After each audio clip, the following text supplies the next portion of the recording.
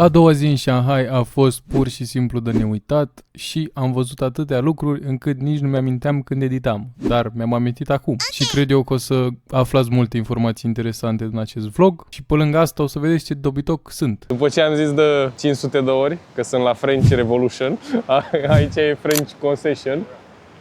Și o să explic imediat ce înseamnă, că nu știu. Au predat francezii Revoluția Chineză. Ok, mi-a zis tovarășul că au predat francezii Revoluția Chineză aici și după aia asta Revoluția Chineză.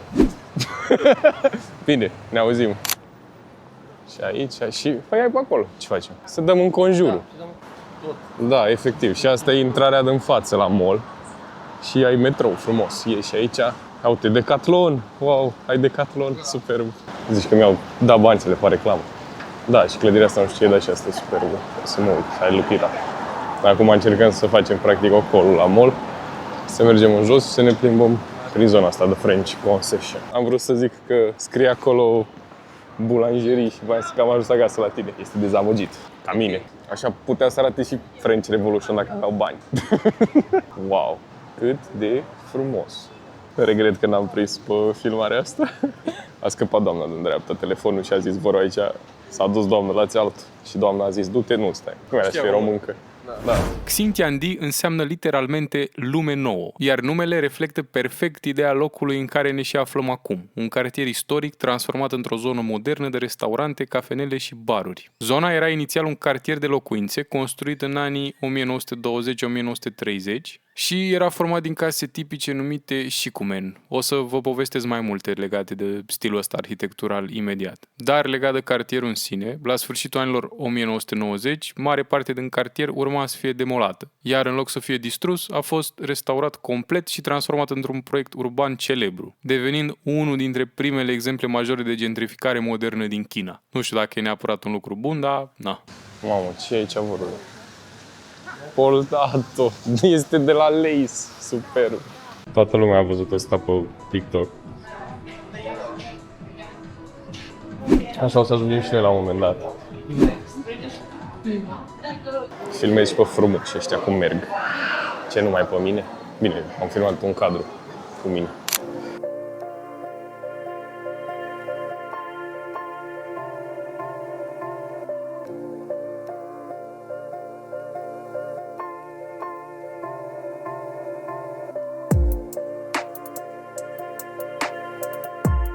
Ăsta e locul unde a început Partidul Comunist Chinez. Această clădire modestă din centrul Xintiandi este unul dintre cele mai importante locuri politice din China modernă. În iulie 1921, aici s-au întâlnit 13 delegați pentru a fonda Partidul Comunist Chinez. Printre ei se afla și un tânăr activist numit Mao Zedong. Poate vă sună cunoscut numele ăsta, nu știu. Care, normal avea să devină mai târziu liderul Chinei comuniste. La vremea aceea, Shanghai era un oraș extrem de cosmopolit și instabil politic. Era plin de influență europeană, un capitalism puternic, turbat aș putea spune, cum e și la noi acum de altfel, și multe mișcări revoluționare. Congresul a fost ținut în secret, într-o casă shikumen. Era o casă obișnuită. Când poliția a devenit suspicioasă, delegații au fugit și au continuat întâlnirea pe o barcă pe lacul Nanhu, în orașul Jiaxing. De la acea întâlnire mică cu 13 oameni, partidul avea să crească până la peste 90 de milioane de membri astăzi. Clădirea este acum un muzeu foarte vizitat și un loc simbolic pentru istoria Chinei moderne. Așa că am intrat și noi în clădire să vedem și să vizităm și mi s-a părut foarte frumos.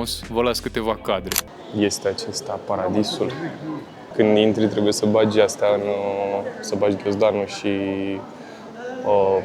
borseta într-un detector. Și mă uită că am o doză de Red Bull acolo și mi l-au luat, vă dați seama.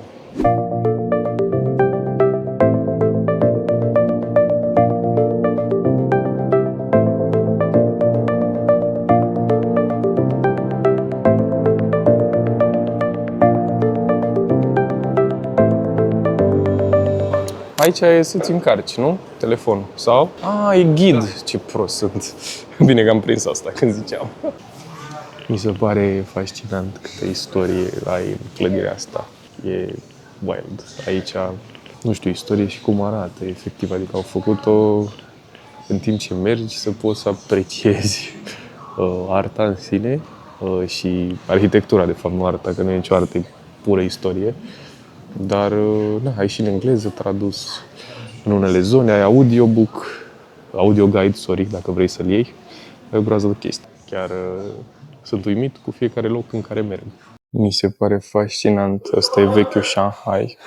Și mi se pare fascinant cum în 105 ani, din 1921 până acum, s-au dezvoltat atât de mult și poți să dezvolți o civilizație în felul ăsta. Da, și o să mergeți la muzeu unde e o machetă a Shanghaiului până în 2040, o machetă cu tot ce o să se construiască și ce e construit actual. Nu vreau să fac propagandă, dar asta se întâmplă când o țară vrea binele societății, măcar ca fiecare om să trăiască decent sau măcar să nu moară de foame. Nu știu, voi să-mi spuneți. Zici că-s Dan Negru.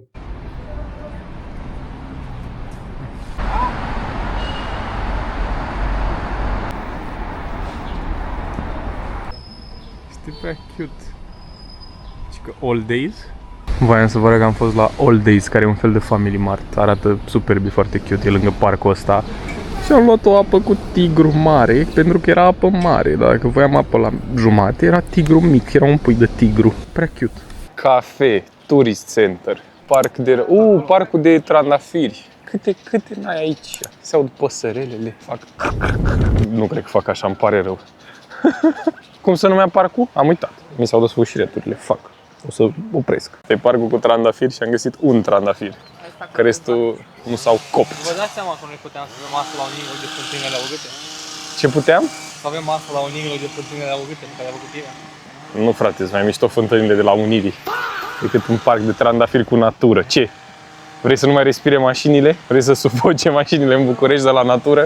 Sunt curios cum arată cu ăștia înfloriți. O să look it up pe internet și o să pun o poză, chiar aici. Ha, nu v-am pus, m-am păcălit, căutați și voi. Bine, hai că vă pun. Mulțumiți?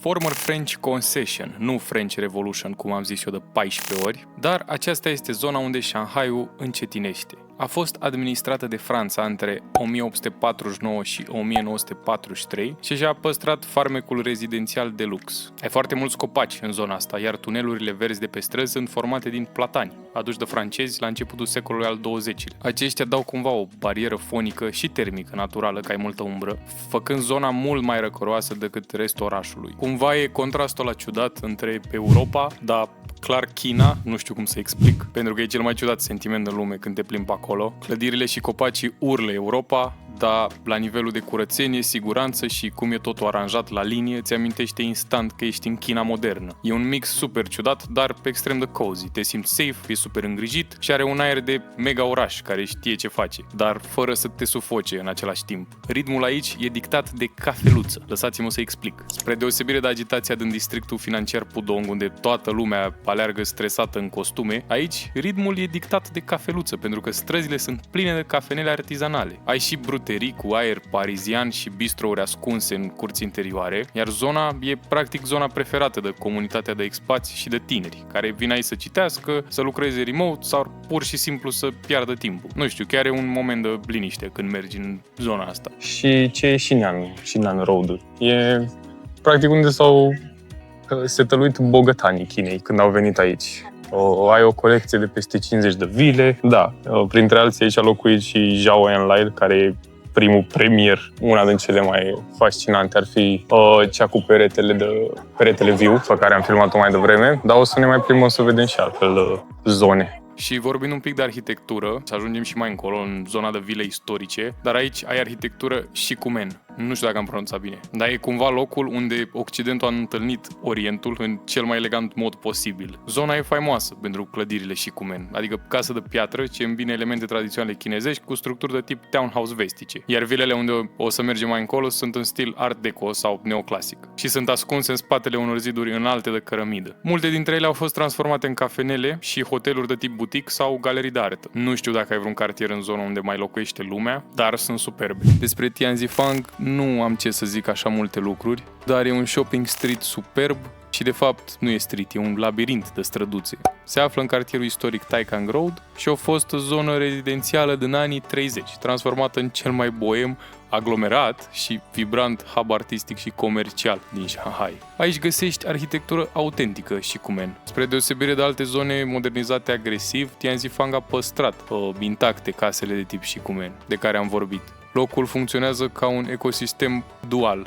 De ce zic asta? Pentru că ai turism și viață cotidiană locală care se suprapun. În timp ce la parterul clădirilor clienții își beau cafeaua sau cumpără suveniruri, noi fiind clienții, la etajele superioare încă locuiesc familii de localnici. Nu e deloc obișnuit să vezi haine puse la uscat pe sârmă direct deasupra meselor de la terase sau bătrânii care își croiesc drum printre tinerii veniți la cumpărături. Cumva aici e și o problemă din punctul meu de vedere, pentru că sunt peste tot afișe cu păstrați liniștea, o să vă arăt, sunt foarte funny, sunt cu pisicuțe. Dar vă dați seama că niciun turist nu păstrează liniștea, din păcate, pentru că mulți vin uga-buga și nu pot să respecte regulile din zonele turistice. Așa că îmi pare rău pentru chinezii care stau acolo, dar e vina statului aici, nu neapărat a turiștilor.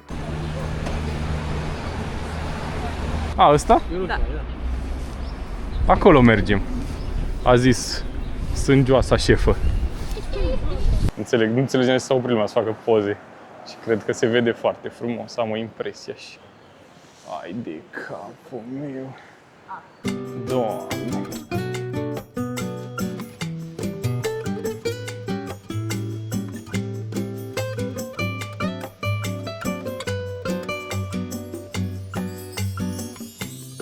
Deci este centru comercial, așa, cu cafenele. Practic nu e mall, centru comercial. Puștiule, suntem în acest complex comercial făcut într-o clădire veche, foarte frumos. Mergem să bem o cafea cu oamenii aici, cu acest om. Spune-o din aia, poveste de aia, că se spune că aici comuniștii au băgat inamicii sistemului în aceste vaze care au făcut mall. Spune povestea asta, outrageous. Se spune că aici comuniștii au băgat inamicii sistemului în aceste vaze. Puștiule, fii atent la mine. Înainte viața era altfel. Nu aveai libertate de exprimare. Acum e altceva. Trageți voi concluziile. Uitați ce ceață e. Ceața lui Pițigoi. Ce? Suntem la metrou.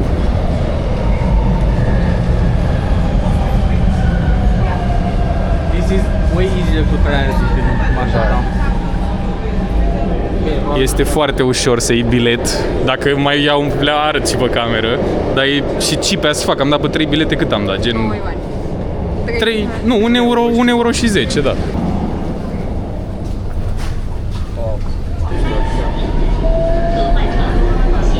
N-ai mă, sunt săraci rău. Bună ziua, ce voiam să vă povestesc? Să vă povestim, vorbeam aici cu prietenii mei frumoși și mă miram eu, ca prostul, cât de sturdy. Cât de sturdy sunt cartelele de la metro, sunt foarte... Nu știu, era o hârtie așa tare și bonurile de la magazine foarte tari, foarte calitative. Și ne gândeam gen, ne doare, că îi doare undeva de waste-ul ăsta făcut de corporații pentru hârtie și lemn și în general chestii de genul. Putem să mergem dacă vreți. Nu știu direcția, dar vorbesc aici. Așa, și am zis că îi doare undeva de waste, dar nu, de fapt, cel mai probabil și o să caut ca să fiu sigur, că îmi zicea tovarășul meu aici, că sunt regulațiile astea pentru poluare la nivel de firme, pentru că firmele sunt state-owned și au niște limite cu chestia asta. Și după aia am ieșit de la metrou și ca să ieși de la metrou îți dă un card foarte sturdy de hârtie și noi am vrut să-l scanăm ca să ieșim. Ca așa, când intri în metrou, scanezi cardul, o să pun un video, scanezi cardul și intri. Și nu, de fapt, când ieși, trebuie să bagi cardul ăla în aparat și ți-l ia și cred că le reciclează. Și așa nu fac niciun waste de nimic. Și mi s-a părut... Da, la noi we could never. Și da, acum mergem la ceva din ăsta, abator vechi, o clădire foarte frumoasă, cu o arhitectură mișto, dar deja, nu știu, foarte foggy și încerțoșat. Dar încercăm să ne bucurăm. Dar uitați-vă cum arată cu genie. Este cam tristuț. Și am uitat, nu mai am microfonul, las că zic așa, am uitat să menționez cât de ieftine. Am dat pe 3 bilete, 1 euro și 10. Cât înseamnă? 5 lei și ceva. Dar nu vrei și tu să stai mai așa când vorbești? Păi nu, că n-am microfonul. Și gen am vrut să mă aud. Ah, Am ajuns la Slaughterhouse. Să mergem înăuntru, pentru că înăuntru e spectaculos. Și de afară se vede frumos, dar o să mă apropii mai mult ca să vedeți mai bine. Să văd și eu, nu doar voi. Nu mai fiți egoiști. Aici nu e Starbucks aici din nou. Deci am zis toată vacanța, bă nene, ce dracu să atâtea Starbucks-uri și aici în China sunt extrem de populare. Au venit americanii cocliți și au prins cu Starbucks-ul aici. Ai și pe Nanjing Road aici cea mai mare roastery de Starbucks. Parcă am zis ieri într-un vlog, dar nu mai știu. Dar revenind, lăsând Starbucks-ul, vă dați seama cât de veche e clădirea asta. Nu știu, o să vă zic imediat. Intră la o voice-over acum. Nici o problemă la din viitor, explic imediat. Probabil e cea mai spectaculoasă clădire din punct de vedere arhitectural din Shanghai. Și vă zic de ce. E construită de britanici în 1933 și a fost cel mai mare abator din Asia. Mamă, ce frumos! N-aveți idee ce frumos să Este o structură din beton brut cu poduri antipanică, scări în spirală și coridoare înguste, concepute special pentru a controla fluxul de animale. Astăzi găzduiește cafenele și studiouri de design, dar structura originală de beton a rămas intactă. La parter era o cafenea pe lângă care am trecut și niște magazine cu haine alter, dar ajungem imediat și acolo. După spusele internetului, această clădire e o capodoperă și pot să înțeleg de ce, fiind ultima de acest tip rămasă în lume. Mai existau doar două similare în Londra și Chicago, dar au fost demolate. La ce le trebuie cultură la americani și englezoniani? Revenind la arhitectură un pic, pereții exteriori au o grosime de 50 de centimetri, fiind goi la interior pentru a regla temperatura în mod natural, esențial pentru depozitarea cărnii înainte de refrigerare modernă. Interiorul e un labirint, așa s-a simțit. Ai 26 de poduri de aer, în ghilimele, de lățimi diferite și podurile înguste erau destinate vitelor. Pentru a nu se putea întoarce sau intra în panică, în timp ce podurile mai late erau pentru lucrători.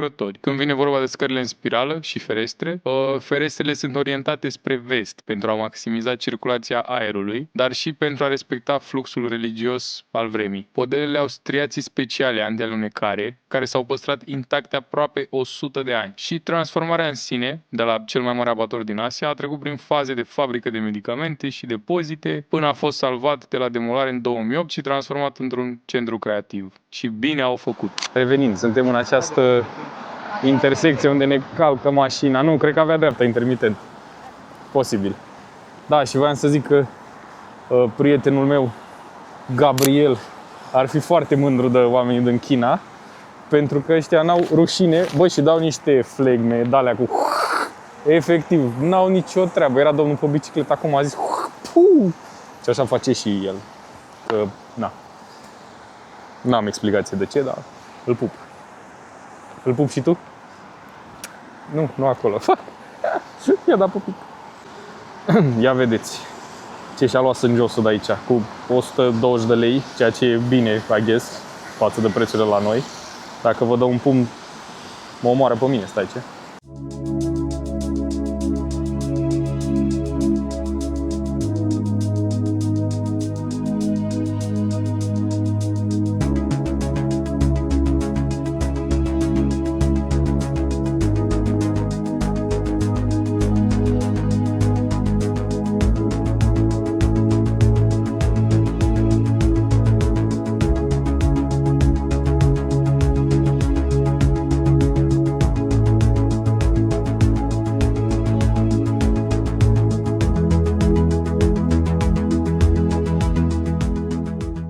Foarte bun.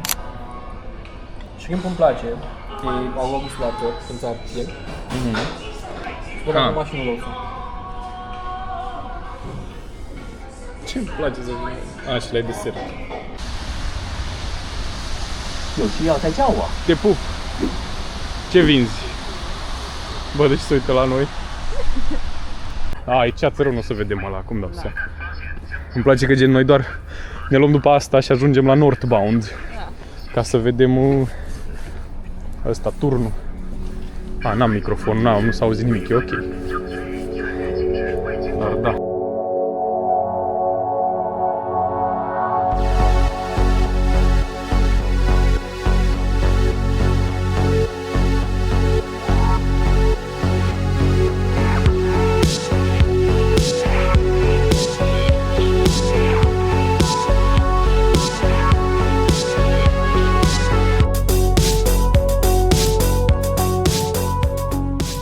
Sunt.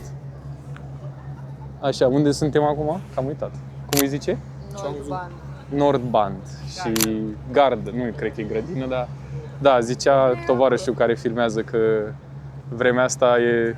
M-am plâns eu de vreme de-a lungul acestor 2 zile și vremea asta cu ceață cred că e cel mai bun timp să vizitezi Shanghai, că e foarte vibe și n-a plouat per se, gen picură și țin geacă, nici n-am ținut pelerina. Dar uitați-vă și voi. Wow, am prins la fix! Ei ne fac poze nouă, noi le facem lor. Da, foarte frumos. Atât am avut de zis. Să continuăm. Haideți! No!